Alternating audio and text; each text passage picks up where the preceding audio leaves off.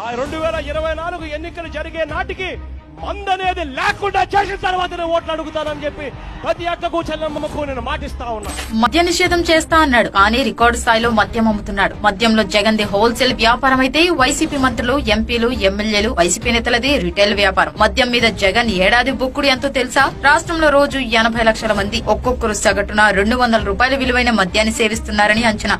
ఆ విధంగా మద్యం అమ్మకాల మొత్తం ఏడాదికి 58,400 రూపాయల కోట్లు. 200 రూపాయల విలువైన మద్యాన్ని తయారు చేయడానికి అయ్యే ఖర్చు 25 రూపాయలే. ఆ లెక్కన ఒక ఏడాదిలో అమ్మే మద్యం తయారీ ఖర్చు 7,300 కోట్లు. అంటే లాభం 51,100 కోట్లు. అయితే జగన్ ప్రభుత్వం ఇప్పటి వరకు చెప్పిన లెక్కల ప్రకారం రాష్ట్ర మద్యం ఆదాయం ఏడాదికి గరిష్టంగా 18,000 కోట్లు. మరి మిగతా 33,100 కోట్లు ఎక్కడికి పోతున్నాయి? తాడేపల్లి క్యాంపస్ కే కదా. ఈ లెక్కలు తెలియకుండా ఉండాలని ఏపీలో మద్యం షాపుల దగ్గర క్యాష్ కొట్టు, క్వార్టర్ పట్టు విధానం పెట్టాడు జగన్. ఏ వైన్ షాప్ లోనూ ఆన్లైన్ పేమెంట్ ఉండదు. మద్యం అమ్మకాలతో ఏడాదికి ఎంత లేదన్నా 30,000 కోట్లు వెనకేసుకుంటున్నాడు జగన్.